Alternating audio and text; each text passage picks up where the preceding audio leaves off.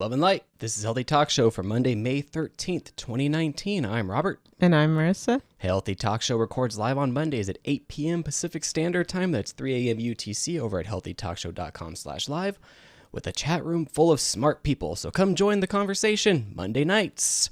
Show notes for this episode with links for everything to talk about located over at healthytalkshow.com/20. Show housekeeping. YouTube time codes. Pretty cool. What these little things do is look, now you can just click and look, the video plays at that spot. Pretty high tech. It's actually it's all over in the podcast feed everywhere. So now you can watch our YouTube videos and find things more precisely if you want. We're trying to make it easier. Yeah. That video got a lot of views, so apparently YouTube likes that. Anything else? Episode 20, another landmark. It is episode 20. We've got at least 20 more because our New Year's resolution was to do at least a year's worth of Healthy Talk Show, unfortunately. Fortunately. Fortunately. And if you want to help us to do it every week, healthytalkshow.com/support. Yeah, give us money if you want, or buy us stuff on Amazon. It's all good. Yeah. We have a great episode for you today. We're talking about African swine fever and the effects it may have on food, the psychology of Russiagate, and open relationships. But first, The Verge. Bird has a new electric scooter. It's durable, comes in 3 different colors, and you can buy it. Bird Zero is intended to be a more rugged scooter that could take the beating and keep rolling for an average of 10 months. CEO Van der Zanden predicts it will stay in circulation for at least 12 months. The company plans to phase out all of its consumer-grade scooters over the summer. Bird says it will continue to use the Xiaomi M365 models for monthly personal rentals, and it will no longer purchase the Ninebot ES scooters. Scooter companies have been struggling to turn a profit since bursting into the scene almost 2 years ago. It all comes down to unit economics, how much revenue each individual scooter brings in for a company, and the most important number to consider is the lifespan of each scooter. The more trips and miles a single scooter can cover, the better is for the scooter companies that can recoup the cost of each vehicle before they can start making money. Bird manufactured Bird Zero scooters in cooperation with OK, a Chinese scooter company, but they're under NDA for whoever manufactures the Bird One scooter. It's available in 3 colors: jet black, dove white, and electric rose. The Bird One and the Bird Zero. Very confusing, their model names there. Pre-orders are open at Amazon at a not expensive price of $1,300. Xiaomi's Mi scooter sells for $448 on Amazon, while Swagtron retails for around $300. Bird says its Bird One scooters will have a 473 watt-hour battery that gives a scooter range for 30 miles on a single charge. Other upgrades include a GPS-enabled anti-theft device, 9-inch semi-solid pneumatic tires, and a digital lock that can be locked and unlocked from Bird's smartphone app. The scooter tops out 19 miles an hour and it can carry a max weight of 220 pounds. If your scooter breaks down, you can bring it in or mail it to one of Bird's service centers located in North America and Europe. If the scooter is stolen, Bird's Bird Hunter Network freelancers may be able to track it down and find it. These are independent contractors and there are no guarantees on recovery. What? Yeah. I have a lot of questions about that. First, we talked about this last week where we looked at how much a bird scooter costs. Yeah. And we agree with those figures of about $448, $500, $600 maybe. Yeah, but now they're at $13 for these damn scooters. And then I like how they also are tracking you through this bird hunter thing. Yeah. They're selling it as a feature, but meanwhile, what other data are they collecting? What are they learning? Now, if you want to go get a license, you can get a gasoline-powered scooter. Those little Vespa-looking ones that you sit down on for $700 on Amazon. Yeah. They go faster. You sit down. They're more comfortable.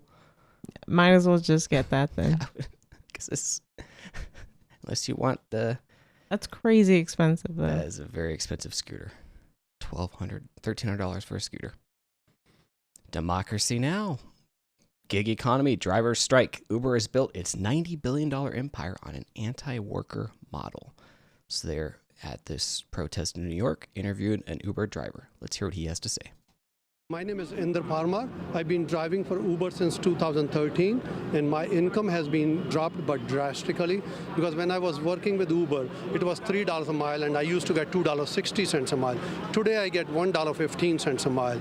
And when I was driving in 2013-14, there was 40,000 drivers. Today is 160,000 drivers. My income has been drastically decreased from $37 an hour to about $10 an hour, and it's very, very very hard to support my family and to myself. Yeah. Jeez. It's been a common complaint amongst Uber drivers is the wages are just getting lower and lower and lower. Yeah, it's crazy. Yeah, and someone in the chat brings up Lyft. They're not completely innocent in this. Just Uber's much bigger. And driving 80 hours and still part-time? Okay, in 2013-14, I was driving 70, 80 hours. And I went to the office and they said, all the Uber drivers are part-time drivers. I said, excuse me, I worked 80 hours last week and you tell me I'm a part-time driver. He said Uber policy is to have only part-time drivers, not a full-time driver. I said, then I'm worked 80 hours. You still call me a part-time driver? He said, yes, one of the managers over there. He said all the drivers are part-time drivers. That's how Uber wants. They want every driver to be a part-time driver. It's freaking nuts. Yeah, exploitation. Nuts. Driving 80 hours. Yeah. And not even an employee, a full-time employee. You're part-time. Wow. How much does it cost to be an Uber driver? To work as an Uber driver, my expenses are average about $10 an hour. Okay, and when I make $10 an hour, I'm just meeting my expenses. I'm not taking any money to my house, to myself. To me, this IPO is an exploitation, and if anybody buys this IPO, they are becoming a member of an exploitation. And of course, he's bringing up the IPO. These strikes were, of course, coordinated right before the IPO, just as kind of a jab at Uber. Yeah. Taxi driver suicides. A spike in suicides by drivers here in New York City. Can you talk about that and the devastation that this leads to people's lives? Okay, I'll tell. Most of these drivers were yellow cab drivers. They took $1 million loan on their medallions, and they could not make the payments, and the banks were foreclosing on their houses and on their accounts. All those things were getting frozen, and they could not take that thing. If you see 2 years ago, taxi newspapers had no advertisement for suicide help. Today, every taxi newspaper have half a page of ad telling the drivers not to commit suicide. Come to them for help. Dang. Yeah. And well, we hadn't heard about this, but we looked into it. And yeah, New York Times actually wrote a story about it. We're not going to get into it. It'll be in the show notes. Uber driver's death marks 7th for hired driver suicide within a year. That was back in October 2018. Yeah. But they're talking about how this is becoming, how first it was just the taxi drivers. Now the Uber drivers are becoming part of that because the Uber drivers are putting the taxi drivers out of work and hurting their business. And now it's just everyone's hurting. Yeah, it's kind of bad. feels like. All right, now Democracy Now! Went and talked to an organizer, I think she is. Well, let's take a look about the economy and the strike details. It was absolutely amazing. There were strikes across every single... Yeah, New York Taxi Workers Alliance, that's what it is, sorry. Also, why'd you say it was amazing? I know, hold on. Just the way she says it. I know I left that in there on purpose. Yes. It was absolutely amazing. There were strikes across every single continent. The United States, there were several cities, and it was just a rolling strike for over a 24-hour period. It's the first time that we've ever seen this among drivers. And why was it scheduled just as Uber is about to go public? Well, it was timed with the IPO. In its pre-IPO filing called the S1 to the Securities and Exchange Commission, Uber unabashedly notes in there that they expect driver dissatisfaction to only increase. What? Wow. They actually expect it? That's horrible. I mean, these drivers already make minimum wage. I don't know how much more upset the drivers can get, to be honest with you. But okay. Expect to cut driver pay, to cut incentives, and move quickly into driverless vehicles. And this is all after also acknowledging that the vast majority of drivers earn below minimum wage. Wait, what? So they're depending on AI to eventually get rid of the driver. More on that later. This is crazy. Gig economy, Uber's model is anti-worker. Well, the business model is so fundamentally anti-worker. You know, Uber saturated the streets with vehicles, and then they continued to cut the rate of fare that the drivers would be paid by. And so, as you know, as Inder was saying, you're competing with so many more people, and you're getting paid less per fare. On top of that, you're paying heavy costs for vehicles to rent or to buy in order to go to work with them. Yeah, and it's Uber's model to beat the taxi companies is anti-worker. Yeah. They have to cut costs somewhere, and they're going to cut it at the worker. That's their business model. And everyone likes the cheap fares of Uber and Lyft, so if they start raising prices, people are going to use them even less. People don't use them very often. I'd be curious to know how much people use them. I mean, they envision, though, the society where no one drives and they just use their services, but yeah, I don't think that's going to happen. And here's a clip talking about Uber and taxi drivers teaming up in a way, which is not good for Uber.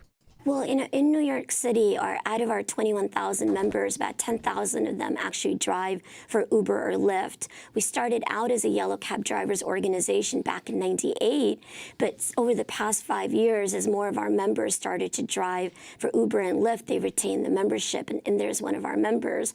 We have a unity platform because, as he said, this is fundamentally about the race to the bottom. Uber starves the Uber driver so they can starve the taxi driver. So both groups of drivers need to stand together against this business model. So yeah, it's going to really, it's interesting.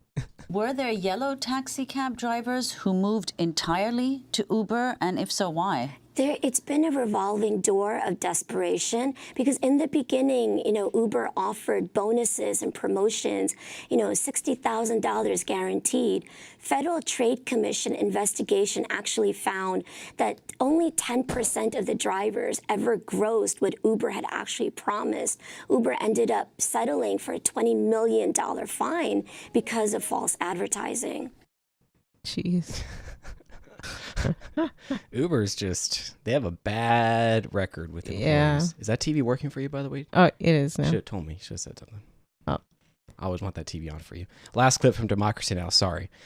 Gig economy. Closing up. 44 seconds. Well, the gig economy, whether it's Uber, Lyft, or Handy or TaskRabbit, anytime... What's Handy? Pretty sure it's the handyman service. Oh! And, not anything else. Wishful thinking. Wishful thinking. Workers have demanded, a decent pay, livable incomes and job security, dignified work. They responded by saying, well, this isn't supposed to be full-time. This is part-time. Uber's gone as far as to say, by part-time, we mean just a couple of hours here and there each week.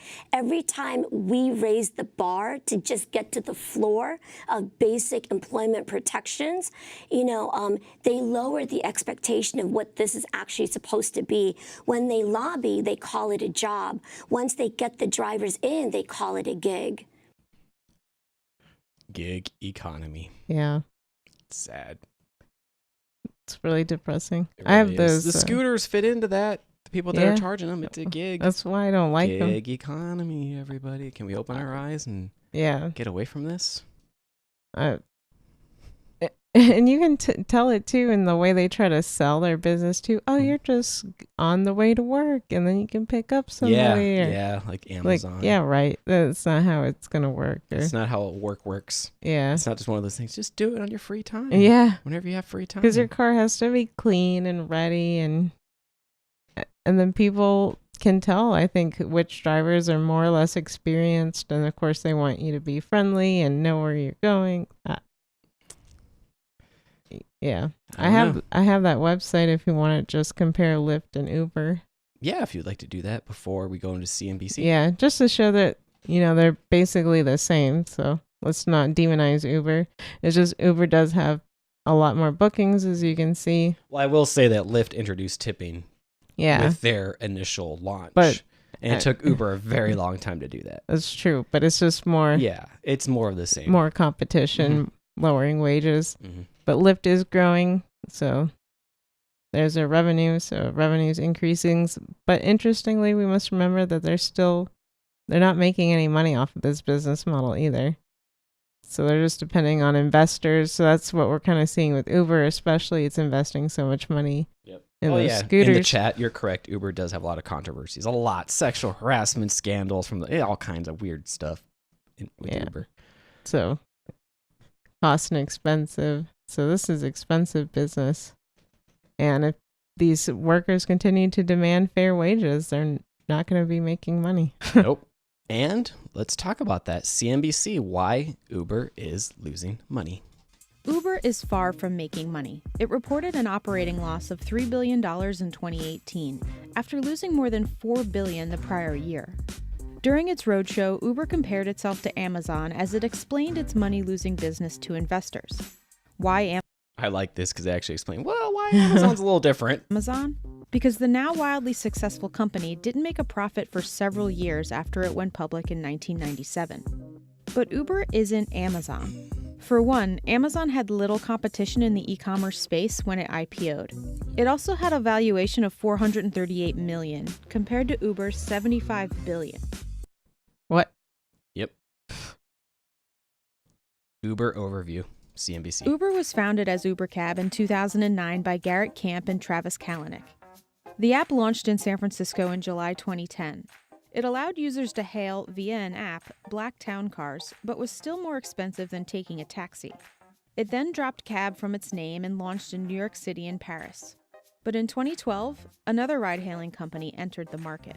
You had Lyft come into the picture, and they came around and said, you know, we're going to give Uber some competition on the lower priced end of things. And from that came UberX, which is now sort of Uber as we know it, the cheap alternative to hailing a taxi.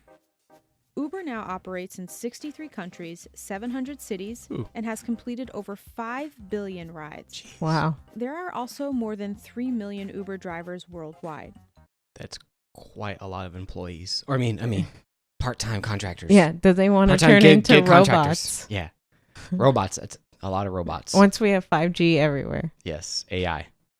And then now, why is Uber losing money? Here they explain it. First, they have to pay drivers. And now, drivers are asking for more. Drivers, united, will never be defeated. Increased competition with Lyft has created tensions with drivers who complain of low pay rates and unfair compensation. It's expensive to navigate the regulatory environment in each city and to insure the business. Insurance costs for Uber ride-sharing products increased $1.3 billion from 2016 to 2017. Ooh. Credit card processing fees and driver incentives also drain the company of money. On the rider side, they also have to make it appealing, entice the rider to come to Uber and use its platform instead of going to Lyft. So in this way, Uber and Lyft both spend millions and millions of dollars to attract and keep people on their platforms. It's not a moneymaker right now. Yeah. Last clip from CNBC. Revenue and AI. Uber's total revenue for 2018 was $11.3 billion, with ride-sharing bringing in over 80%. Uber Eats is the second biggest source of revenue for the company at $1.4 billion. But Uber has put a lot of focus on diversifying into bike sharing, scooters, Uber Freight, air taxis, and even its own autonomous driving technology. Yeah. All of which require a lot of investment and has slowed growth towards profitability. If you believe that this industry and Uber and Lyft are going to be profitable, you believe that at some point in the future, self-driving cars are going to help them get there. And I'm sure people in our chat agree. Yeah. They think that self-driving cars they're gonna help Uber get there. Let's continue on with the clip. Uber's Advanced Technologies Group, or ATG, which works on self-driving vehicles, Looks cool. recently announced a $1 billion investment from SoftBank, Denso, and Toyota. Assigned investors may see it's serious about long-term growth. ATG took a hiatus after one of Uber's self-driving cars killed a woman in Arizona last year. Always bad. Yeah. Fatality. So, AI and self-driving cars, they're going to save Uber, make them profitable. Yeah. Joe Rogan. We'll talk more on that later. Joe Rogan had a research scientist at MIT actually working on human-centered AI. Unless you want to talk about this anymore. Got anything else to say on Uber? I think we're good. All right. All right. Again, scientist at MIT working on human-centered AI and autonomous vehicles. Lex Friedman on his show, Joe Rogan Experience. Let's listen to see what this guy has to say about self-driving cars. One of the big assumptions of us human beings is that we think that driving is actually pretty easy, and we think that humans suck at driving. Those two assumptions. We think like driving, you stay in the lane, you stop for the stop sign. It's pretty easy to automate. And then the other one is you think like humans are terrible drivers, and so it'll be easy to build a machine that outperforms humans at driving. Now I think there's a lot of flaws behind that intuition. We take for granted how hard it is to look at the scene, like everything you just did, picked up, moved around some objects. It's really difficult to build an artificial intelligence system that does that. Yeah, I agree. Yeah. And people don't appreciate that.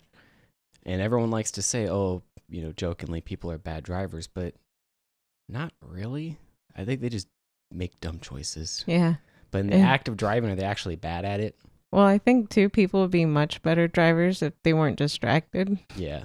That's true. We kind of forget that. Yep. Carrying on with Lex Friedman. Yeah. Friedman. To be able to perceive and understand the scene enough to understand the physics of the scene, like all these objects, like how to pick them up, the texture of those objects, the weight, to understand glasses, folded and unfolded, open water bottle, all those things is common sense knowledge that we take for granted. We think it's trivial, but there is no artificial system in the world today, nor will there be for perhaps quite a while, that can do that kind of common sense reasoning about the physical world. Yeah. That's a challenge. If you've got cars with artificial intelligence driving around, they have to know what the physical world, don't they? Yeah. I mean, just think about if you see a plastic bag blowing through on the freeway. Yeah. Is AI going to be able to distinguish fast enough if that's a bag and how much that weighs and what's the force of that going to be against a car versus try to avoid it? Yeah. Yeah. So I mean, and that's trivial for us, but it's not for a computer, and people forget that. One more clip with a very good question in here. Like this question. Add to that pedestrians. So add some crazy people in this room right now to the whole scene. Right, and being able to notice, like, this guy's an asshole. Look at him. What is he doing? What is he doing? Get off that skateboard. Oh, Jesus, he's in traffic. Yep. And considering not that he's an asshole, he's a respectable skateboarder, that in order to make him behave a certain way, you yourself have to behave a certain way. So it's not just you have to perceive the world, you have to act in a way, like you have to assert your presence in this world. You have to take risks. So in order to make the skateboarder not cross the street, you have to perhaps accelerate if you have the right of way. And there's a game theoretic, a game of chicken to get right. I mean, we don't even know how to approach that as a artificial intelligence sort of research community and also as a society. Do we want an autonomous vehicle that speeds up in order to make a pedestrian not cross the street? Ooh, do we want that? I assume people would not. Do you want a self-driving car that'll speed up to make a pedestrian not cross the street? I just don't want a self-driving car, but because Sorry. Oh, I was gonna say I don't trust it to play chicken. No, it's a computer. I don't Yeah. trust computers. They crash all the time. Carry on. We do all the time. We have to assert our presence. If there's a person who doesn't have the right of way who begins crossing, we're going to either maintain speed or speed up potentially if we want them to not cross. So that game there, to get that right. That's a dangerous game for a robot. It's for a robot. And for us to be rationally, if that, God forbid, leads to a fatality, for us as a society to rationally reason about that and think about that. Yeah. What do you think of that guy? Think that guy uses LSD, mushrooms? Oh my God. Just ask a question. I don't know. AskHealthyTalkShow.com. Let us know what you think. I have one more if you want it. Yeah. About the Mountain View Tesla. I've heard a lot about this, but he has some interesting because that sounded like information. what happened with the story we discussed last time. Yep. So there was, I believe, in Mountain View, a fatality in a Tesla where this is a common problem for all lane keeping systems like Tesla Autopilot is there was a divider in the highway, and basically the car was driving along the lane, and then the car in front moved to an adjacent lane, and this divider appeared, right? So you have to now steer to the right, and the car didn't, and it went straight into the divider. Oh, wow. And it's basically what that boils down to is the car drifted out of lane, right? Or didn't adjust properly to the lane. And those kinds of things happen. And this is because the person was allowing the autopilot to do everything? Nope, you can't. So we have to be extremely careful here. Yes, I don't know the really deep details of the case. I'm not sure exactly how many people do. So there's a judgment on what the person was doing, and then there's analysis of what the system did, right? The system drifted out of lane. The question is, was the person paying attention? And was there enough time given for the person to take over? And if they were paying attention, to catch the vehicle, steer back onto the road. As far as I believe, the only information they have is hands on steering wheel. And they were saying that like half the minute leading up to the crash, the hands weren't on the steering wheel or something like that. Basically trying to infer were the person paying attention or not. But we don't have the information exactly where were their eyes. Right. You can only make guesses, as far as I know, again. Dang. Really interesting. Really interesting. I would recommend you check out at least that clip, which we linked to in our show notes if you want to check it out. It's a 10-minute.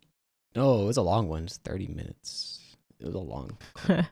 But also, keep your eyes on the road.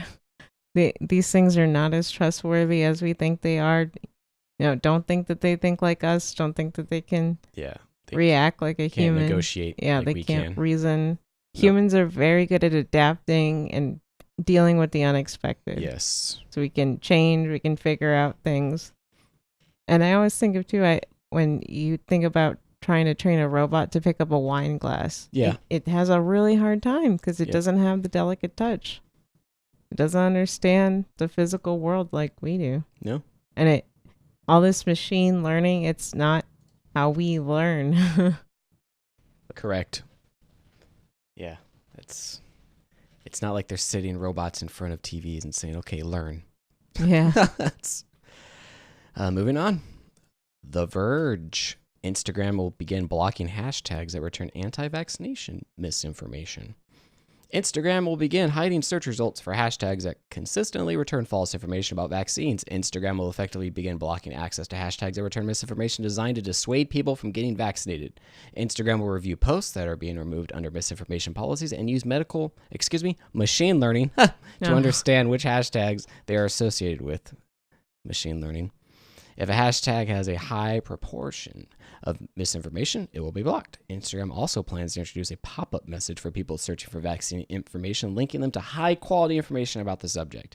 It has not yet finalized the wording of the message, but it hopes to introduce it soon, the company said. All right. So, of course, we're going to say that our problems with this is who decides the standards. Who's deciding the standards of information? Yeah. And then it's not like computers can be trained to be these all-knowing things. They're programmed by humans with different scenarios. Humans have bias. Yeah.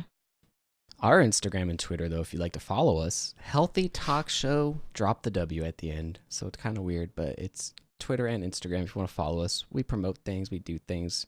Someone throw it up in the chat if you get a chance. Schwaglord's there, he'll do it. Moving right along. Tech Radar, a single student has solved the problem of cheap, non-invasive glucose testing. U.S. student Brian Chang appears to have done what several decades of big pharma investment, the billions of the Google Innovation Fund, Apple, and numerous failed medical startups haven't managed. He's cracked the impossible problem of checking a person's blood glucose level without having to smear some actual blood on a sensor or poke a wire into the skin. That's cool. This non-invasive dream has remained elusive due to the complexities in spotting blood glucose molecules through the barrier of our skin, with numerous failed schemes promising bloodless sci-fi test results before disappearing without a trace, or at least not talking about their plan since 2014. This includes a promising but presumably still fictional GlucoWise, to quote one example of promised health tech solution has so far failed to materialize, but Chang said his phone seemed to have done it. Microsoft has handed its 100,000 2019 Imagine Cup Innovation Award to Chang, whose non-invasive easy glucose testing method appears to both exist and work. It uses custom lenses attached to a smartphone to generate a high-res image of the eye for analysis, then via the mysterious modern tech-solved methods of deep learning, neural networks, and Chang's own algorithms accurately associate minor changes in the ridges and features of the iris and the human eye to glucose levels within the bloodstream. The crucial thing now is to match the claimed results to the hype. We saw Google literally pretend that it was possible to read glucose levels in tears a few years ago, but the smart contact lens project was quietly binned recently when medical development partners discovered that it didn't actually work at all. Thanks, Google. Yeah, this seems pretty cool. If it works, please work. Yeah. The non-invasive glucose testing. All right, moving right along. Well, let's just open. Stanford did a study. Let's play a clip.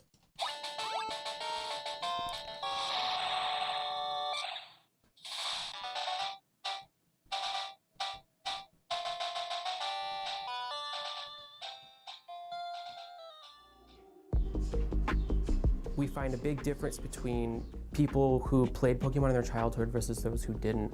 And so those people who are Pokemon experts not only develop a unique brain representation for Pokemon and visual cortex, but the most interesting part to us is that the location of that response to Pokemon is consistent across people. What? This is pretty cool. That's insane. That's so cool. Clip 2. The people we were looking to scan played a lot of Pokemon in their childhood, so somewhere between 1995 and 1998, they were 5 and 8 years old. These are subjects who can name hundreds of Pokemon and they have almost lifelong visual experience beginning in childhood with Pokemon. And then the other group of people that we were looking for were people that were the exact opposite. They never played Pokemon, they know nothing about it. We put them in a fMRI scanner and then show them different kinds of stimuli. So they'll see common stimuli such as faces or places or words or objects, and also they'll be seeing Pokemon stimuli. It's pretty cool. Yep. They should have signed me up for the Pokemon. Yeah, I know. Stanford. One more clip. The Pokemon region that we observed, it was in high-level visual cortex, the part of the brain that's involved in recognizing things like words and faces. It helps us pinpoint which theory of brain organization might be the most responsible for determining how your visual cortex develops from childhood to adulthood. Basically looking at them at the central vision, and because they were really small, place them in a particular fold of the brain that we know gets input from the central part of your retina or central vision. So if you look at Pokemon, they're very small and you use your central vision. Where the heck are they getting all those Game Boy Pockets from, though? I know, send us I haven't some. seen one of those in a while. HealthyTalkShow.com/support. So they land in a part of the center of your retina, whereas stimuli like this room, for example, go to the periphery of your retina. And so because they have different locations on your retina, they have different locations in your brain. And it turns out that the Pokemon region emerges in a part of your brain that responds to information from the center of your retina. And so that finding suggests that the very way that you look at a visual stimulus, like a Pokemon or words, determines why your brain is organized the way it is. And that's useful going forward because it might suggest that visual deficits like dyslexia or face blindness might result simply from the way you look at stimuli. And so it's a promising. That's really cool. Yeah, it's super cool. Especially, dyslexia. I know all about that. Yeah. Makes me think all kinds of possibilities. It's very interesting. Good old Stanford. Any more clips or? Nope, that's it for yeah, the Stanford Pokemon. Just to recap why this is important. If we can figure out how people learn and store information in their brain, and like they found, everyone that had Pokemon, it was all stored in the same spot. So this tells us how memories are generated, and then we can start figuring out how to treat dyslexia, or maybe figure out what causes other disabilities, other learning disabilities, what parts of the brain are affected. It was pretty interesting. Oh, that was a really cool study. Yeah. Plus Pokemon. I know. Who doesn't love Pokemon? And, I'm sure Detective Pikachu just came out. Good timing. Who funded this story? I should have looked into that. Just kidding. I think Stanford funded it. It was a pretty good study. Yeah. CBS this. I'll wait for you to take a drink. It's not a good idea to take a drink right when I'm talking. Yeah, because that's when the video starts. CBS this morning, allegations of widespread fraud raise questions about the safety of generic drugs made overseas. A new book raises questions about whether the federal government is doing enough to ensure the safety of generic drugs coming into the United States. 9 out of every 10 prescriptions filled are generics. That saves Americans some $3 billion a week over the cost of brand name drugs. And many of those generics come from abroad, with 80% of active ingredients and 40% of finished drugs coming from outside the U.S. That's disturbing. You'll find out now. It's hypocritical, too. Yeah. Bottle of Lies, the new book. investigative journalist Catherine Eban. This is all I have done for the last 5 years. She wrote a book called Bottle of Lies. She says the problem is that the U.S. relies on information submitted by drug makers in order to approve their generic medications. But some overseas manufacturers aren't being honest. There are many. You don't say overseas manufacturers that we're importing from not being honest about things. Many companies in the industry that are falsifying their data. Falsifying data, straight out. Straight out fraud. The first major fraud case came to light 14 years ago, that of Indian generic manufacturer Ranbaxy. The company paid a $500 million penalty as part of a 2013 settlement for selling adulterated drugs and making fraudulent statements to the FDA. Former Ranbaxy executive Dinesh Thakur was the whistleblower on the case. Are they the poster child for how bad things can get? I wish I could say that. I've seen similar behavior in other companies since 2013. So they're not the only ones. No. What? They're not the only ones. Last clip. Our entire drug supply has changed. Now these drugs are overseas and the FDA is forced to be a global agency. So the question is it up to the task or not? And how well is that going for them, did you find? Very badly. She explains that while FDA inspectors in the U.S. often show up at plants unannounced, overseas companies are frequently warned weeks in advance that inspectors are coming.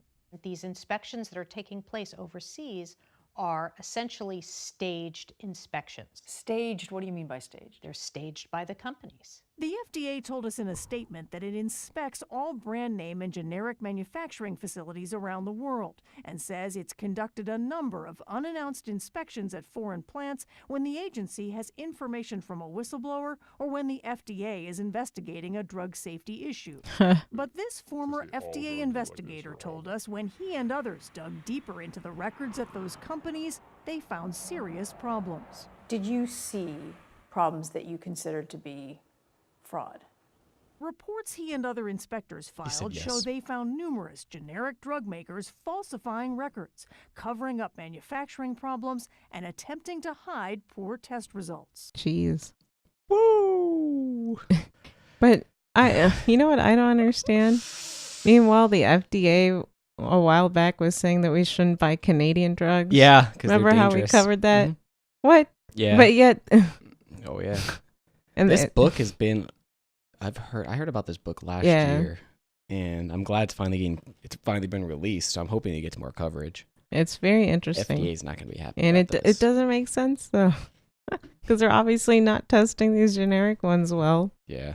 So scary.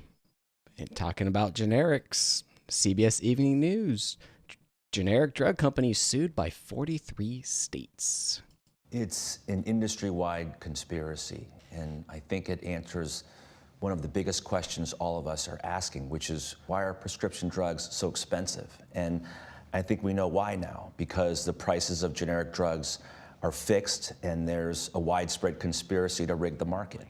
Connecticut Attorney General William Tong says his office found evidence of price fixing by dozens of generic drug industry sales directors, marketers, CEOs, dating back to 2006. How many drugs are we talking about? Hundreds of drugs. What kinds of drugs? Every kind of drug that touches our everyday lives. Every I'll give you an kind. example. Bill, this is my bottle of doxycycline. It is a common antibiotic that I take every day for a skin condition. And there's a conspiracy around doxycycline. And so sitting here today as the Attorney General of the state of Connecticut, I'm one of the victims. Dang. A drug price fixing conspiracy. Where's Alex Jones when you need him? I know. Where's he at to report on this? 60 Minutes. That was actually a clip from 60 Minutes. So this is actually now from 60 Minutes. That was a little promo that they did. 60 Minutes, Connecticut AG. The impact on the consumer is devastating. Take the case of the antifungal drug nystatin. As you can see with this graph, the price held steady at $68 a bottle for years. But in April 2013, Sun Pharmaceuticals almost doubled the price to one. Look at that price increase. Yeah, what it's not happened? Even, there's not Jeez. nothing gradual. I It's know. just Nope. Bink. Gotta do it. Just go for it. $131.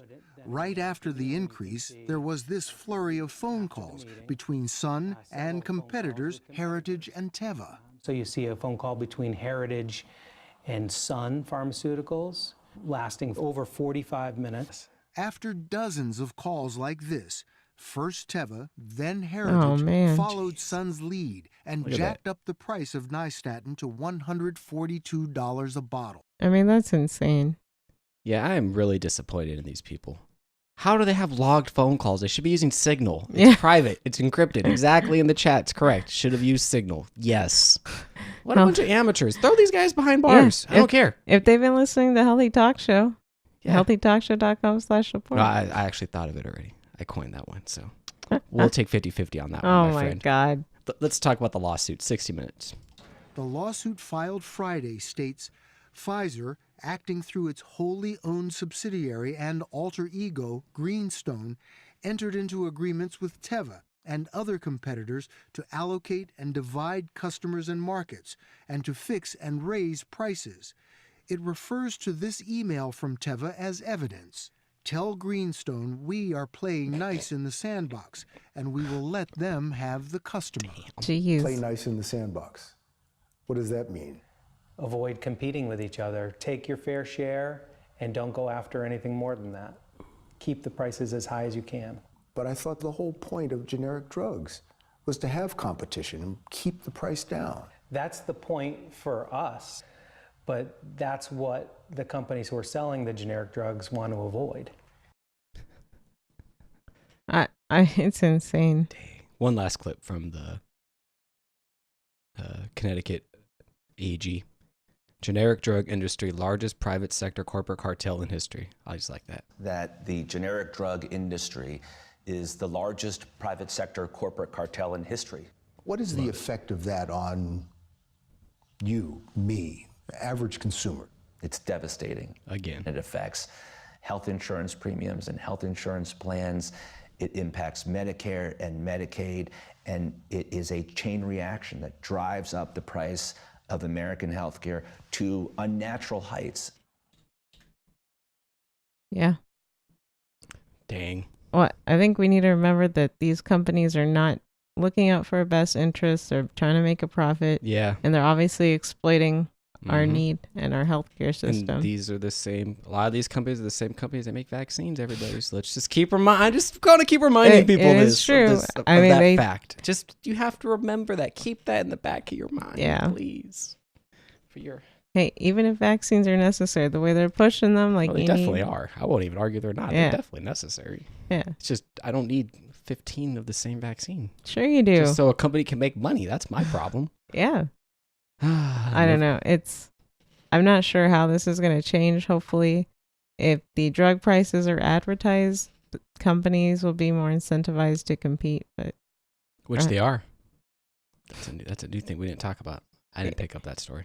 Oh, we talked about it last time. Oh yeah, we did. We talked about it was announced, didn't we? Yeah, never mind. Yeah. Okay, moving on. But, I mean, we'll see if that happens. It will.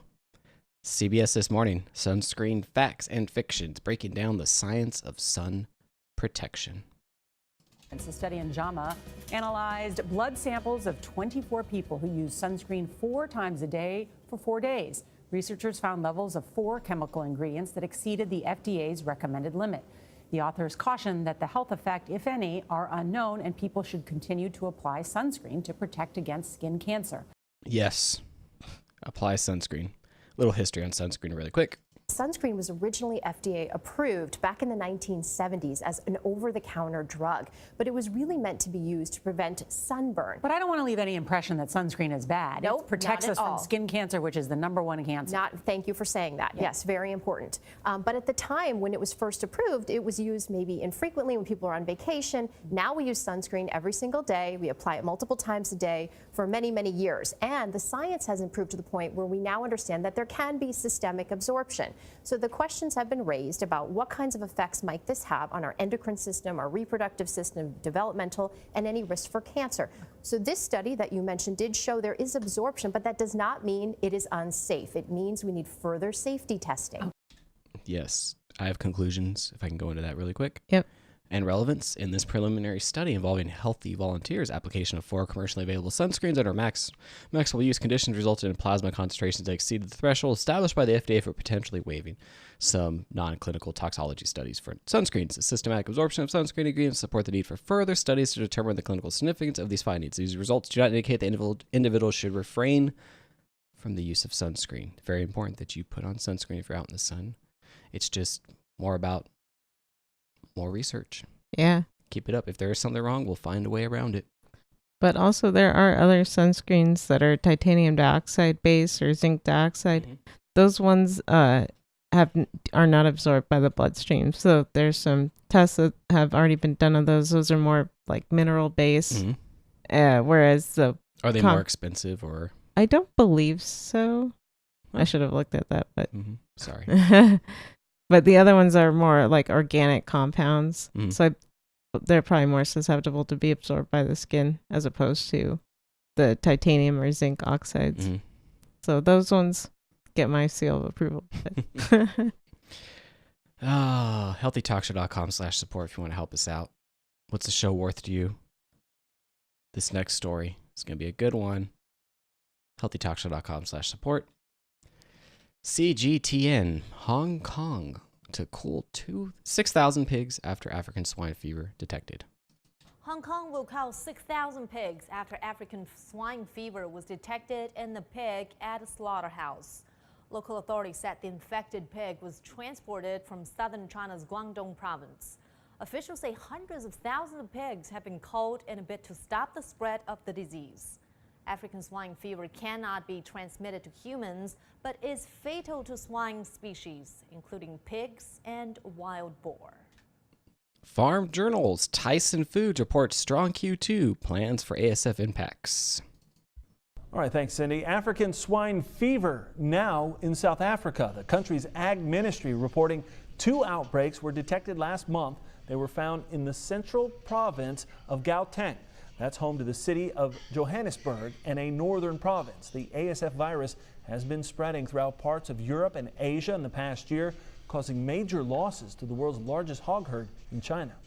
And the head of Tyson Foods is warning the threat is real, that African swine fever could enter the U.S. Noel White spoke in grave terms during a conference call about the risk that the disease could spread to U.S. pig farms. White saying, quote, "I do think there is a distinct possibility it could come to the United States." African swine fever. Has anyone been following this? No. Yeah, they call it the Ebola for pigs. Yeah. The Ebola virus. Fortune. Tyson plans to profit from tainted Chinese pork. Bloomberg, pig Ebola virus sends shockwaves through global food chains. CBS News, Tyson sees benefits as swine fever ravages Chinese hog farms. Tyson Foods says it's poised to take advantage of a hog disease in China that will ripple through the global protein industry, although I can't say for sure where those benefits will start and how big they'll be. The top U.S. meat processor said swine fever could impact the global protein industry on a level that we have never experienced. Tyson's chicken business is set to benefit from China's pig woes as consumers there look for a cheaper alternative to proteins. Yes, and I didn't realize that China produces 50% of the world's pigs. Yeah. So that's a lot of Yes. pigs and a lot of food that And they I are was producing. told that if all the pork producers send all the pork to China, it wouldn't be enough to fulfill their need or something. They eat a lot of pork. Or I think the U.S. could enter. Yeah, It was a lot crazy. Of yeah, and very interesting. As of right now, the African swine really only affects pigs, so Yes. it has not mutated to jump to humans yet. So. We have more on that in a second. Actually, the USDA, let's play them. They're responding to it. African swine fever, USDA. Let's go. Hello, I'm Secretary of Agriculture, Sonny Perdue. And today I'd like to talk to you about something that threatens our pork industry, a devastating disease called African swine fever that is spreading around the world right now and affects both domestic and wild pigs. To be clear, it does not affect people, nor is it a food safety issue. Most importantly, African swine fever has never been detected in the United States. Not yet. Yeah, hopefully However, we keep it that It is way. a very real threat. In 2017, pork producers marketed over 120 million hogs valued at more than $20 billion. They provided about 25 billion pounds of meat to consumers worldwide. Additionally, the U.S. pork industry 500,000 jobs. Wow. And what he wants everyone to know that comes into contact with pigs. 20 seconds. We want everyone who comes into contact with pigs, from the large farm owner to owners of a single teacup pig, and even international travelers and petting zoo visitors, to understand how easily this disease can spread and the importance of keeping our U.S. pigs free from this disease. African swine fever. Before we get into the PowerPoint, do you have anything else? I don't think so. You don't? I think it'll be covered by the PowerPoint. Oh, cool. Okay, Dr. Chris Ora, African swine fever, a real and present global threat. A veterinarian virology school of medicine, faculty of medical science, the University of West Indies, Trinidad and Tobago, Alan D. Lemon Swine Conference, 17th of September, 2018. There it is. Pulling up. Sorry, Stalin. There you go. What's all the fuss about? And you all guys all know this, of course. There's a massive amount of money and trade at stake with a virus like this, which is not only extremely nasty, causing very serious disease in pigs, but also if any country gets African swine fever virus, then there are severe global trade connotations. And you can see from 2007, the exporters of pork, the main exporters of pork, including obviously the USA, also including Belgium and Poland, who now have the disease, and many countries like Germany, like Denmark, like the Netherlands, like France, who are very, very much on the edge of African swine fever virus. And you guys also know that China produces over half the world's pork, and recently this virus entered China, which is a very big worry, which I'll talk a little bit about in a minute. There it is. Some stuff we said. Cool chart or cool Yeah. numbers you could look at. And no one comes close to China. No one comes close to China. Produces half of the world's pork. Swine fever, extremely nasty disease. An extremely nasty disease that basically is associated with blood and causes hemorrhage and edema. It basically damages the endothelial cells, so you get leakage of the blood. And what you get is blood coming out of all orifices, blood that infects everything within the pig, including all the organs. So these are the kinds of pictures that we want to avoid seeing when the virus spread to various islands. In Europe, this was Malta actually, but it also spread to Caribbean islands like Haiti and Dominican Republic, where most of the pigs on the islands had to be slaughtered in the end because it was such a nasty disease. That's crazy. Yep. He goes into a brief history. 2 minutes. 2007, the virus came up on a boat through the Black Sea. It came to Potty. I was actually in charge of the ASF reference laboratory at Purbright then, and I got the call from the Georgians who said, basically, they were saying that there were pigs dying in fields, lots and lots of pigs dying, and they were floating down the rivers. And they explained to me the clinical signs and the fact these pigs were red and they were dying so quickly. And I just said to the guy in Georgia, we really need to get samples to the lab at Purbright to diagnose this. They came within 24 hours. We diagnosed it. But the problem was it had probably been present for at least weeks, if not months beforehand. So it had spread to the other Caucasian states and also spread up into Russia before it had even been properly diagnosed. Jeez. So after 2007, as I say, it spread, and then in 2009 it went up to St. Petersburg in Russia, and then it spreads before it spreads so fast before being diagnosed. So spread to various areas you can see up the yellow dots, so large distances, and this was with humans, this was with pig meat being carried, and these were isolated outbreaks that were on the whole snuffed out. But what happened after that is we got this massive spread in this area, and you can see these dots, green for wild boar, and blue for domestic pigs. And over 2011 to 2017, basically the virus became endemic in the wild boar populations in these northern European countries and in northern Russia. And what was actually happening in order for the virus to spread from year to year, from season to season, is it was killing wild boar. And those wild boar were likely to be frozen over the winter because they have very harsh winters in these areas.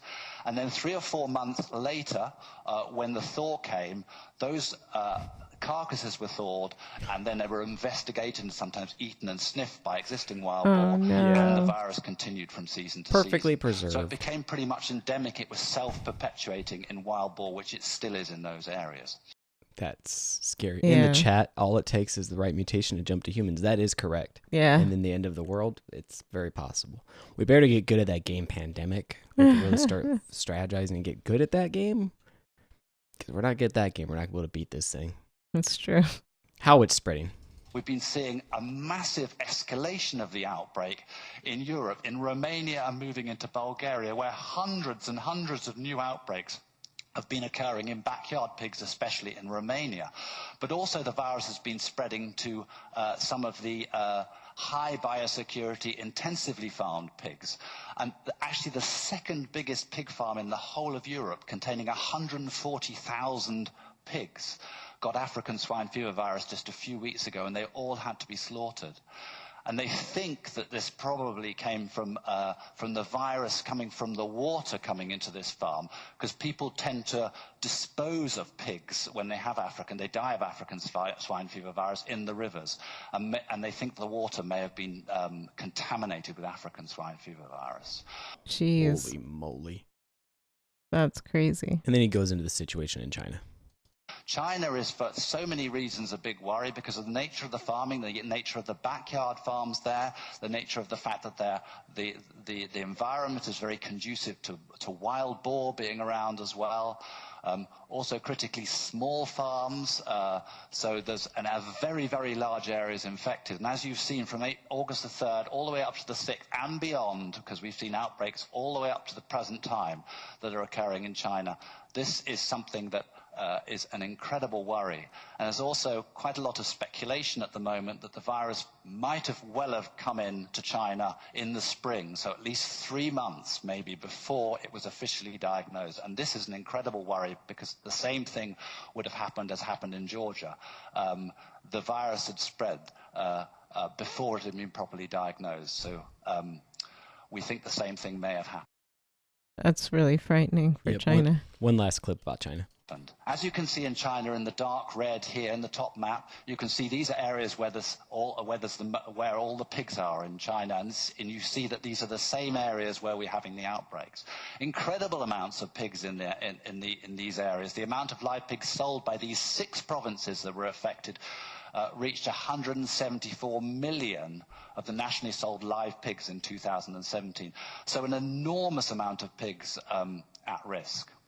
And then last Thursday we saw the virus spread and arrive for the first time in this little corner on the corner of Belgium and France, and very close to This is old information from September.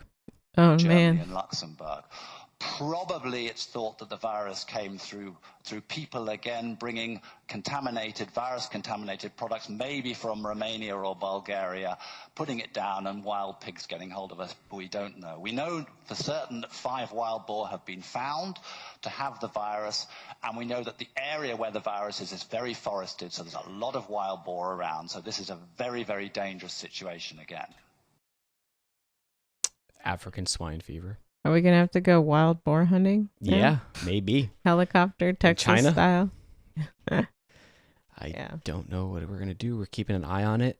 Yeah, I'm sure. It's starting to hit the press, the mainstream. People are starting to cover it a little bit more because of Tyson and their interests. So we'll see. Anything else? Nope, we'll be following it. Cool. Vice News, how Denver decriminalized magic mushrooms. Douglas grows hallucinogenic mushrooms in a climate-controlled tent at the foot of his bed. It's like 80 degrees, 82. That's a common temperature for like the fruiting phase. He makes a few $1,000s a year, selling to a small roster of local clients. Can you see like in these big tubs, there's these little white dots? Yeah. That's like the beginning of like the pinning process. I'd say it takes like 9. So cool looking. Never seen them. Yeah. Never seen them. Looks cool. I know, this is crazy. Everyone just appreciate that. We're going to freeze frame. Let's do a quick for the freeze frame. Where's the point? You got a point. Okay, good. Perfect. Good freeze frame. 9 days. before they start to grow like really tall and they're about ready to be harvested. Yeah, he makes a few thousand a year from the chat room, I know. Real. He's the campaign manager. Let's take a look at this guy. Kevin Yes on Matthews 301. is the campaign manager for Denver's Mushroom Initiative. For the past 6 months, he's devoted himself full-time to the cause. Hey, man, vote yes on 301. Are you a Denver voter? Awesome, bro. Thank you. How come you're so invested in this? I mean, do you just happen to really like doing hallucinogenic mushrooms? Well, I mean, I love mushrooms. Okay. I'm actually one of those guys that actually likes the taste. They are not famed for their Not famed flavor. for their I like the taste. Yeah. I attribute no longer suffering from major depression to one big experience that I had almost a decade ago using mushrooms. And mushrooms gave me a new perspective. They opened my eyes, the fog lifted, the dull gray of my life cleared and opened up in this, crescendo of panoramic color and beauty. And I'm talking this was one use. The benefits lasted weeks and weeks and months afterwards, after one time of using. Seems like a pretty well put together person. Doesn't seem like some crazy drug addict or something. Looked like the guy he was talking to wanted some. Yeah, I know. He He's was like, thinking, I could use some of that. And now Vice News talked to a former city attorney of Denver. Doug Friednash was Denver's city attorney in 2012 when the state voted to legalize recreational pot. My first takeaway is that it's a solution looking for a problem. I don't see us having a problem in the city. If the goal is to decriminalize and not make it the highest law enforcement priority, but the lowest, I think it's already there. What really has Friednash concerned is that the Mushroom Initiative goes even further than early marijuana laws. It doesn't just decriminalize, it actually bans the city from spending money to prosecute psilocybin-related cases.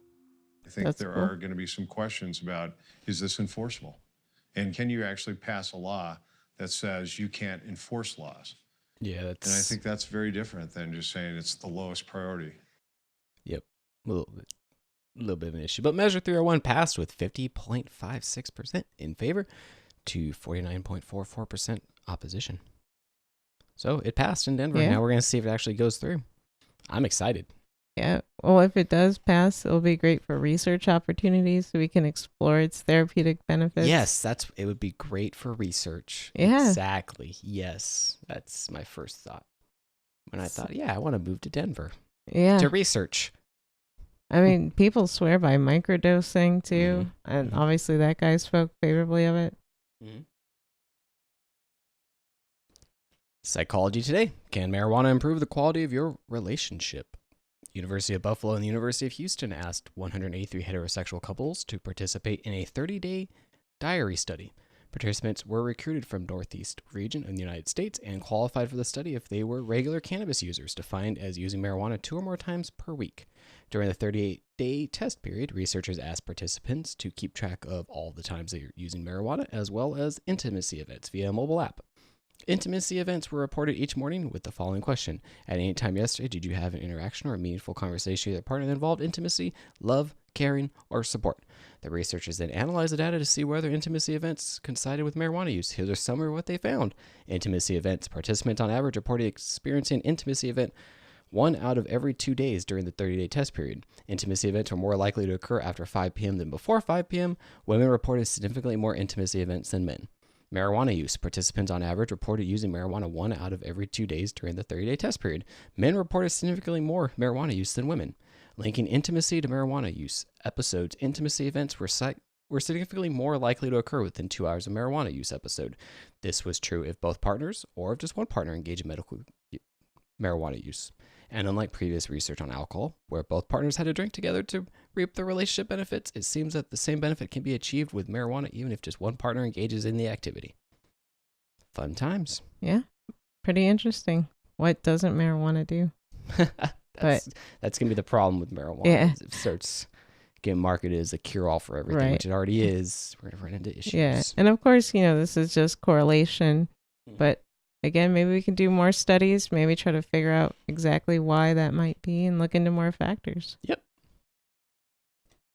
Science Daily. 1 in 5 people in England harmed by others drinking over the past year. BMJ Alcohol-related harm to others in England, a cross-sectional analysis of national survey data published in the online journal, BMJ, Open. A survey of 5,000 adults across England looked at the extent, type, and frequency of the harms associated with other people's drinking, who is most likely to be affected, as well as who and what might be driving it. They drew on an extended alcohol toolkit survey ATS carried out between November 2015 and January 2016. The ATS is a nationally representative household survey which includes a new sample of adults every month. The extended survey included 18 additional questions on a wide range of potential harms associated with other people's drinking. Data available for 4,874 respondents showed that 1 in 5, just over 20%, people said that they experienced at least one of the 18 harms as a result of someone else's drinking over the past year. Most commonly reported was being kept awake at night or feeling anxious, uncomfortable at social occasions. 8% and nearly 7%.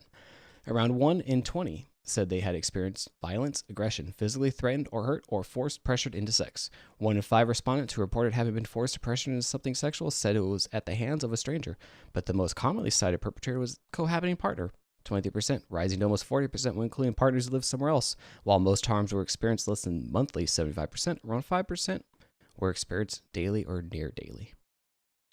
Whew. Does that stuff happen with marijuana users? Yeah. I guess it would have been nice if they had talked about other drugs, but at the same time, I'm sure anecdotally a lot of people would agree with this, that alcohol does seem to increase aggressive behavior. It's destructive, yeah. Yeah.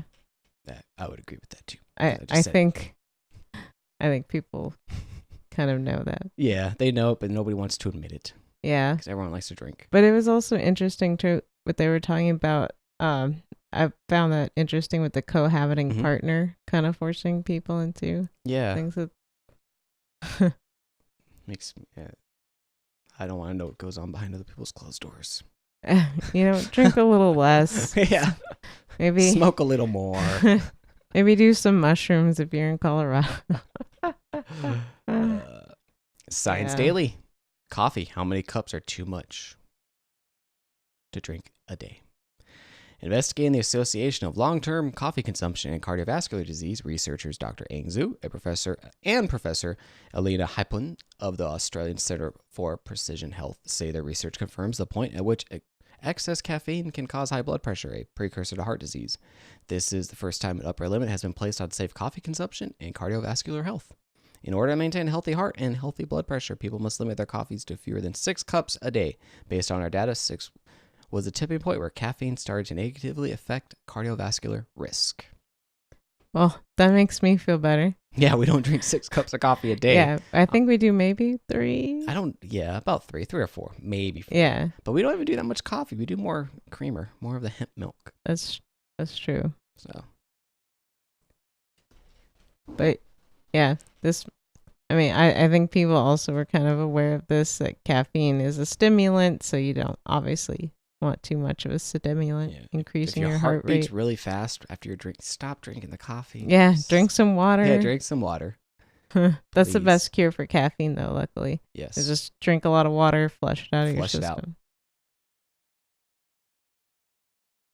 BBC, adverts don't show how traumatic cancer is. A group of cancer patients have launched a hard-hitting photographic campaign in response to Pink and Fluffy adverts by some cancer charities, which they say don't tell the truth about the brutal reality of the disease. True Cancer Bodies was set up by Vicky Sainer after she saw a campaign video from Breast Cancer Now charity, which she says uses insensitive language and images. Breast Cancer Now has since apologized and has removed the video from its social media channels, but Vicky says more work needs to be done to show the reality of breast cancer. People live with breast cancer. And they've got a clip. On the 28th of November 2018, I was diagnosed with stage 1, grade 3, aggressive invasive ductal carcinoma to my right breast. It's brutal. It strips you of yourself. It strips your family of you, being a mum, being a wife, being a friend. So today I'm sitting here talking to you, probably without hair, looking quite normal.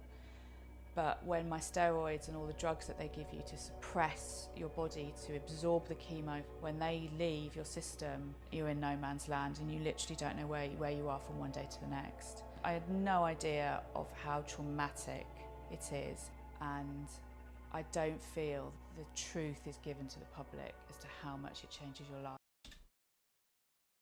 Dang. Yeah. Got a follow-up clip. There were various adverts promoting the idea of being bosom buddies and two being better than one, which for a breast cancer campaign is incredibly insensitive.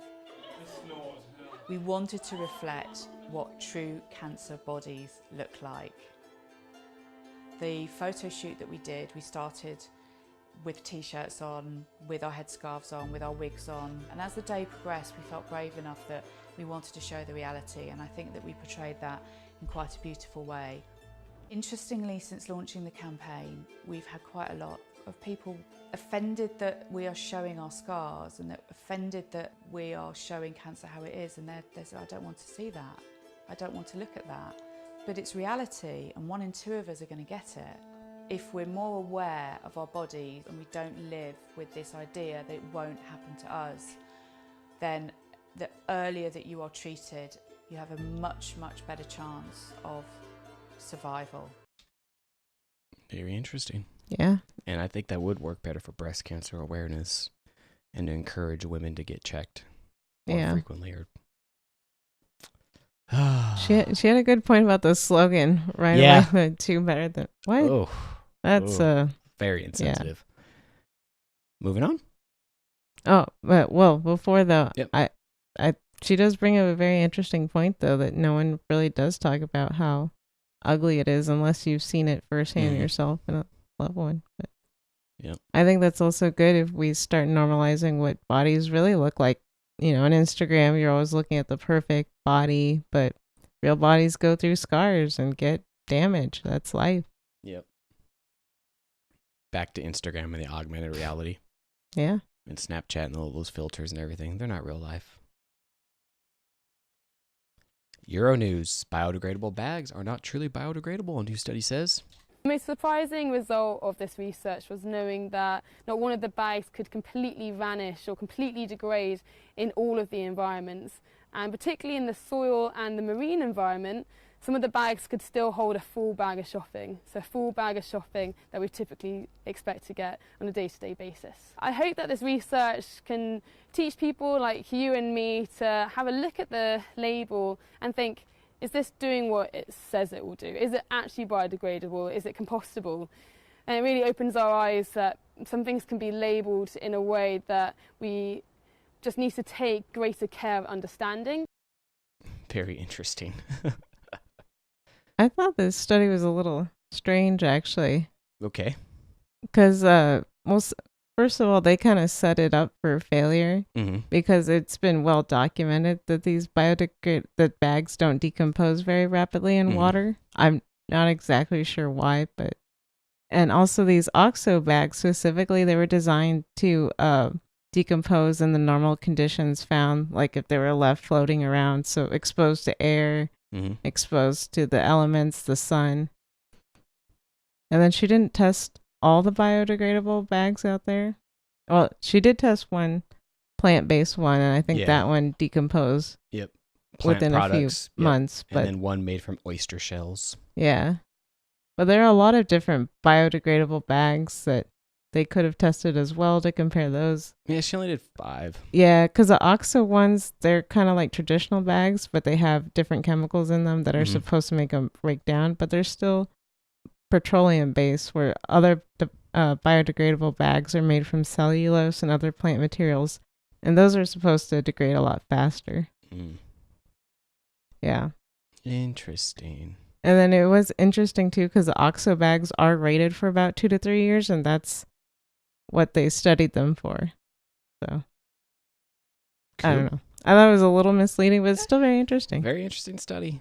But I think that also highlights that we need to keep doing more research. And if these plastic bags are ending up in the water and they're not really made to decompose in the water. Yeah, that's a problem. Yeah. Yeah. And then we did talk about microplastics. So that's something that's unknown on all ends, is whether these bags are just becoming microplastics or if they're actually degrading. And that's something that's needed to look into in all fronts and all bags. That's scary to think about. Yeah, because we did talk about that. The Gray Zone, America in Denial. Gabor Mate on Psychology of Russiagate. Physician, mental health expert, and best-selling author Dr. Gabor Mate sits down with the Gray Zone's Aaron Mate, his son, to analyze how Russiagate was able to take hold of U.S. society following Donald Trump's election. Let's take a gander. Thunderbolt of no proof of collusion. There are articles about how people are disappointed about this finding. Now, disappointment means that you were expecting something, you wanted something to happen, and it didn't happen. So that means that some people wanted Mueller to find evidence of collusion, which means that emotionally they were invested in it. It wasn't just that they wanted to know the truth, they actually wanted the truth to look a certain way. They had a certain expectation of what the truth was going to be. Yeah. Perfect. And whenever we want the truth to look a certain way, there's some reason it has to do with our own emotional needs and not just with a concern for reality. And in politics in general, although we think that people make decisions on intellectual grounds based on facts and beliefs, very often actually people's dynamics are driven by emotional forces that they're not even aware of in themselves. And I really, as I observed this whole Russiagate phenomenon from the beginning, it really seemed to me that there was a lot of emotionality in it that had little to do with the actual facts of the case. Very interesting point. If you look back, a lot of emotion, not a lot of facts. Yeah. That's Russiagate trauma. There's no question that for a lot of people in this country, the election of Trump was a traumatic event. Now, when a trauma reaction happens, which is to say you're hurt and you're pained and you're confused and you're scared and you're bewildered, there's basically two things you can do about it. One is you can own that I'm pained and I'm hurt, I'm bewildered, and I'm really scared, and then try and look at what happened to bring me to that situation. Or you can, instead of dealing with those emotions, come up with some kind of explanation that makes you feel better about them. So that I've got this pain, I got this bewilderment, I got this fear, so that rather than looking at what does it say about American society that a man like this could even run for office, let alone well elected? What does it say about American society that so many people are actually enrolled in believing that this man could be any kind of a savior? What does that say about the divisions and the conflicts and the contradictions? Ooh. It's He's asking very all kinds of yeah. questions. Ooh. Continuing. And the genuine problems in this culture. And how do we address those issues? You can look at that, or you can say there must be a devil somehow behind all this, and that devil is a foreign power, and his name is Putin, and his country is Russia. Now you've got a simple explanation that doesn't invite you or necessitate that you explore your own pain and your own fear and your own trauma. So I really believe that really this Russiagate narrative was on the part of a lot of people, a sign of genuine upset, as something genuinely upsetting. But rather than dealing with the upset, it was an easier way to, in a sense, draw off the energy of it into some kind of a believable and comforting narrative. It's much more comforting to believe that some enemy is doing this to us than to look at what does it say about us as a society. I mean, there was a massive denial of the actual dynamics in American society that led to the election of this traumatized and traumatizing individual as president.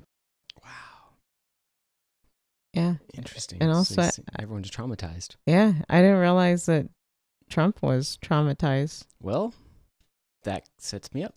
Oh, Donald Trump is a clearest example of a traumatized politician one can ever see.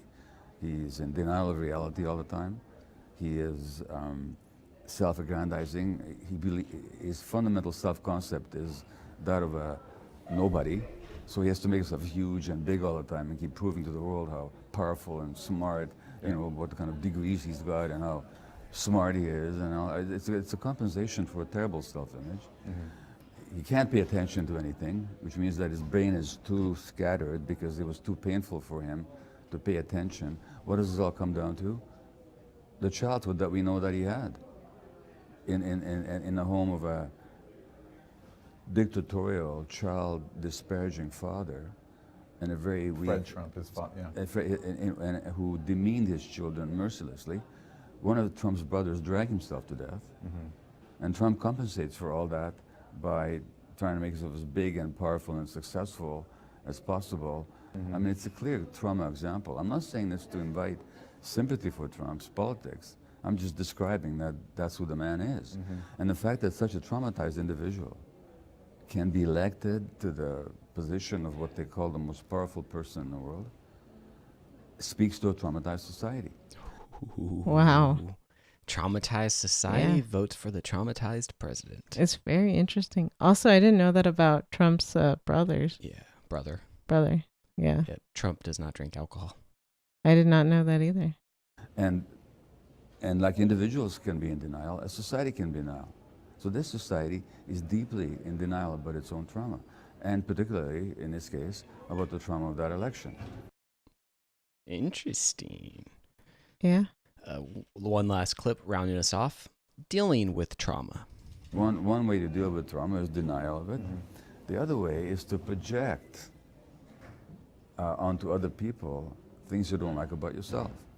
Now, it's only a matter of historical fact, and no serious person, no serious student of history can possibly deny how the United States has interfered in the internal politics of just about every nation on earth. The United States has interfered with the internal politics of about every nation on earth. It's interfered with a lot of internal politics. And interfered, by the way, is a kind term. Yeah. When you talk about what the actual physical... I'm talking about mass murder. Manifestation, exactly. It's mass murder in many cases. For example, in Chile, Yeah. you know, but there's an elected government that America cheerfully overthrows, even boasts about it. And not to mention the current interference in Venezuela, the internal politics. Yeah, don't bring up Venezuela. Yeah. Don't bring up Venezuela. Don't bring up anything. Russia's bad. Not to mention how, as you've pointed out, and many others have pointed out, and Newsweek boasts about it on its cover, about how the United States helped Boris Yeltsin get elected. Yankees to the rescue.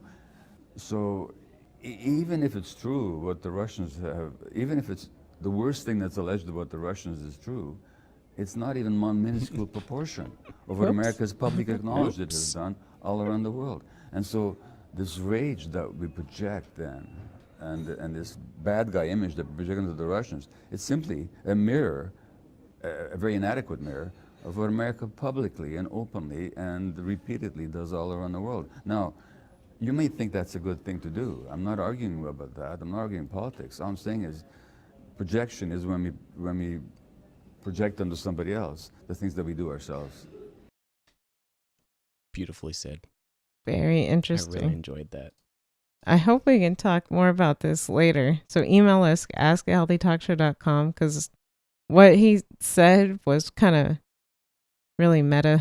Yeah. Because you really have to take time and reflect about your own personal politics, how the U.S. operates. So that was a lot to unpack. Yes. But we'd like to continue this conversation later. About the trauma. Yeah, so contact us, email us, ask@healthytalkshow.com. May talk about it more in the post stream, but yep.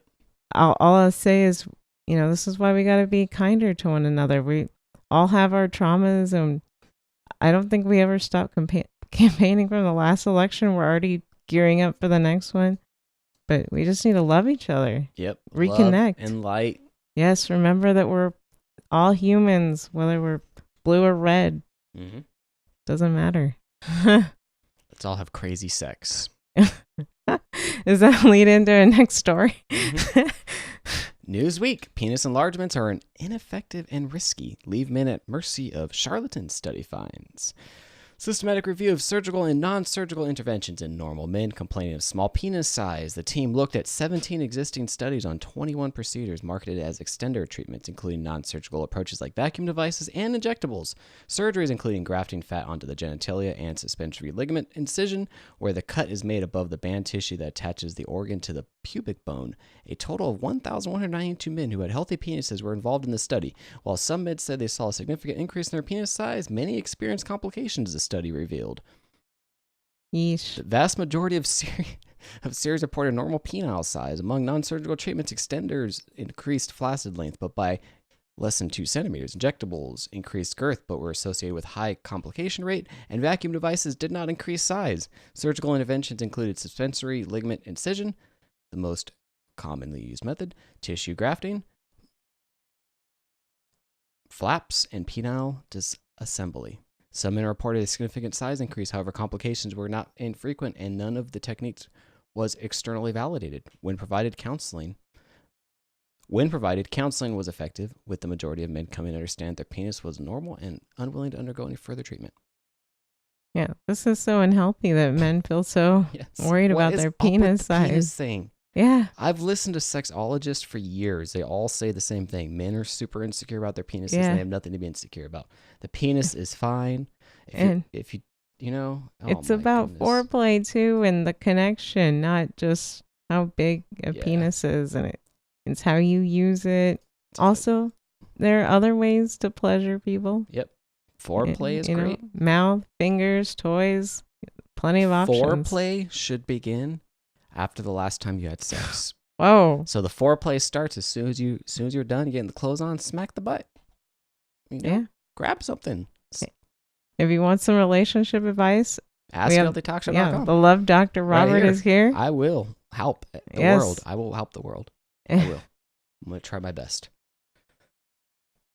Inverse. UK couples are having less sex. Not happy about this. Yeah. Changes in and factors associated with the frequency of sex in Britain. Evidence from 3 national surveys of sexual attitudes and lifestyles authored by Kay Wellings, PhD, a professor at the London School of Hygiene and Tropical Medicine, uses survey data from over 34,000 British men and women aged 16 to 44 to show that less than 50% of men and women had sex at least once per week in 2012. Digging deeper, she found that the amount of sex people report per month have been declining since 2011 in all age groups except males between 16 and 24. And we actually have her speaking about this. Let's take a listen. The National Surveys of Sexual Attitudes and Lifestyles is a deep look into the sex lives of us Brits. And it's been running now for 30 years, giving us some longitudinal data about ways in which those sex lives have changed. The latest paper to be published, based on that data, looks at the frequency of sex, how often different groups are having sex on a weekly basis. Is that different countries are seeing declines, and they're seeing declines in sexual frequency in different populations. So in Japan, it's among young people. In Finland, middle-aged men are the only group amongst whom there's been an increase in sexual frequency. All others have seen a decline. How does that work? Well, you have to ask a man called Osmo Contulo. In the States, they've seen a decline in actually becoming sexually active, whereas we've seen a decline in sexual frequency among the sexually active. So it's not a question in this country of increasing people being celibate. It's a question of a decrease in the frequency among those who are sexually active. One more clip. But the midlife group are interesting because this is the group that people have been describing as the U-bend generation. And by that they mean a group under quite a bit of pressure, facing quite considerable challenges, which stem from changes in society. So they're having children later, so they've got childcare issues, they're often both working, they may have parents who are getting elderly, and then they've got leisure to fit in somewhere along there. And so they're juggling those things.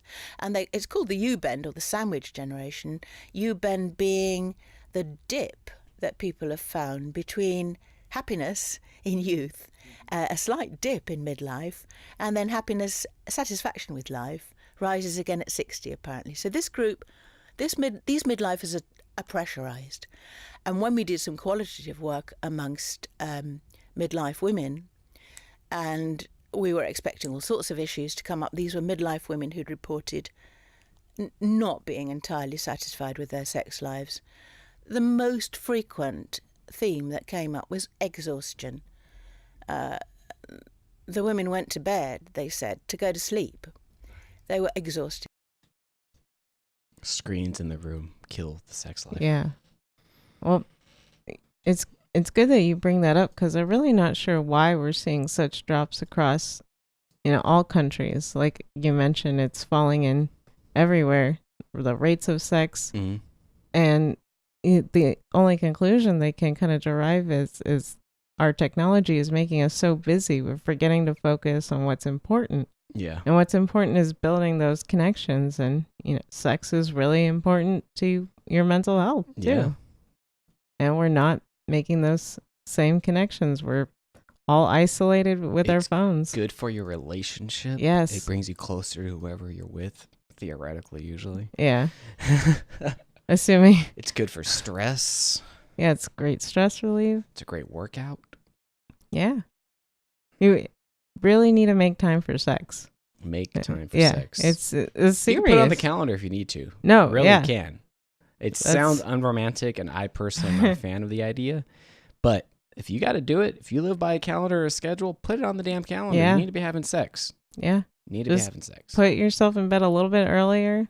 Yeah, and get have that sex. magic wand out if you're single and you're a woman, if you're a guy, whatever. Yeah. Do your thing. Just get on Tinder. Get it on. You'll feel much better after. Whoever regrets sex, unless it's That's the thing about sex is it's like working out. You tell yourself, "Oh, it's so much work." But when you're done, you're thinking, "Man, that felt so good. I love it." Yeah, you got all the good endorphins Yep. going. You got the mood booster. That's all good. From the chat, I'm putting it on my calendar. Oh wait, that won't work. Put masturbation on your calendar. Yeah, put masturbation That's important on the calendar. Exactly. You can fulfill that one. You are in control when you masturbate. You know who typically isn't having less sex? Who?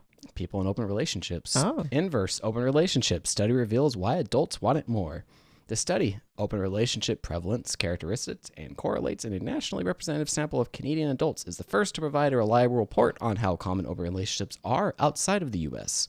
They present findings from a nationally representative sample of 2,003 Canadian adults administered in 2017 via an online questionnaire, and found that 2.4% of all participants and 4% of those currently in a relationship reported currently being in an open relationship. 1 in 5 reported prior engagement in an open relationship, and 12% reported it open as their ideal relationship type. Men compared to women were more likely to report prior open relationship engagement and to identify open as their ideal relationship type. Younger participants were more likely to both engage in and to prefer open relationships. Relationship satisfaction did not differ significantly between monogamous and open relationships. Having a match between one's actual relationship type and one's preferred relationship type was associated with a greater relationship satisfaction. Findings suggest that, while currently only a small proportion of the population is in open relationship, interest in open relationship is higher, particularly among younger adults, and openness appears to be a viable and important relationship type. You have a clip? I do. TEDx Love Lesson. I don't know if you want to jump into that. TEDx Love Lessons. Kathy Slaughter. As a licensed clinical social worker, Kathy Slaughter passionately pursues the craft of psychotherapy. She specializes in human sexuality, relationships, and trauma in her private practice in Indianapolis, Indiana. Many people wonder, what's wrong with me? How am I broken? What did I do wrong? Why can't I make it work? Why can't I find the one? What did I do wrong this time? And they end up on my office couch, full of despair, completely convinced they are so fatally flawed, they will never find love. But I suggest to you that the issue is not with them and their individual flaws, that the issue is with our collective notion of what love and romance looks like, acts like, and ought to be. And that furthermore, we are so steeped in these collective ideas of romance that we can't see the forest for the trees. And we are poorly positioned to understand what is in fact wrong with our collective ideas about love and romance. Now in private practice, working with LGBTQA folks and others who live outside the mainstream, I learned about consensual non-monogamy. Ooh, consensual non-monogamy. Different types of relationships. Yeah. How many of you have ever heard of polyamory, swinging, or open relationships? All right, a few of you. For the rest of you, the definition is in the name. It's consensual, which means everyone's talked about it, everyone's agreed to it, they know who's dating who. That's which important. makes it entirely distinct from cheating because there's no element of betrayal. And it's not monogamous, which means there's no expectation of sexual exclusivity and possibly no expectation of emotional exclusivity either. As you can see on this slide, the types and styles of open relationships varies. This is a crazy to chart. an astonishing. Yeah, it's pretty funny. Yeah, I still don't know how they kind of came up with this. 'Cause Yeah. there's like boxes everywhere. I know. Where are the sizes? You know. Yeah. The size. Where's the? I need like why are XY these, coordinates. Yeah. Why are these? Yeah. It's just cool shapes. Yeah. Degree. They range from what happens in Vegas stays in Vegas kinds of arrangements, all the Cheating? way to co-spouses living together in a joint marriage. Wow. So she goes into 3 lessons that she's learned in her experience with talking to people about alternative relationships. Lesson 1, NRE. The first lesson I'd like to share with you is about new relationship energy, or NRE. Recent neuroscience has shown that when we first meet someone and start to fall in love, our brain produces this powerful neurochemical cocktail that makes us feel really good. Like, out of your mind good. And this effect lasts for 6 months up to 2 years. Now, in open relationships, NRE is really important because they're trying to maintain an existing relationship alongside this new one that's basically giving them the equivalent of a hit of meth every time they see their new partner. But what does it mean for the rest of us? Well, for us, it means that when you first start dating someone, it's going to feel fantastic at first. And furthermore, we have no business making lifelong commitment promises while we're still under the influence of NRE. Dang. Because you're not in your right mind, and you can't It's make true. an informed choice. I call that the honeymoon phase. Yeah. I tried, in my dating experience, I always try to phase that one out. I don't like the honeymoon phase. So it's first date. Oh, by the way, here's my baggage. What? Cut to the chase. Yeah, That's my true. style. Don't recommend it. It's not the best style. But I do get some interesting, I have had interesting results in the past. Lesson 2. My next lesson from open relationships, and that's about the value of informed choices. Because in the same way that many of us subscribe to this life partner that will fulfill us forever, we also often follow this unconscious script that we call the relationship escalator. Boy meets girl, they go on a... Look at that relationship escalator. Yeah, you're yeah, that's good. Everyone expects you Yep. to follow that. As soon as you get First meeting, first date, Yeah. talk, sex, proposal, marriage, house, kids. Yep. few dates, they have sex, they start to fall in love, Mhm. they have the talk and decide they're exclusive, they move in, someone proposes, marriage, house in the suburbs, kids, happily ever after, right? Yeah, I would say the sex happens before the talk in most relationships now, unfortunately. The trouble is, not everyone wants that relationship escalator outcome. And even if you do, you might not entirely agree on what each of these stages mean and what kind of behavior is expected. Let me give you an example. Let's go back to the talk. You've decided you're exclusive. Well, what does that mean? At a minimum, it means no one's having sex with anyone else. But that leaves a lot of other things up to interpretation. Yeah. Can you look at So women? I encourage you, when you get into a relationship, I edited out a story. She gave a hypothetical or a Yeah. real story, but I took it out. to stop and think. Get clear with yourself about your needs, your wants, and your expectations.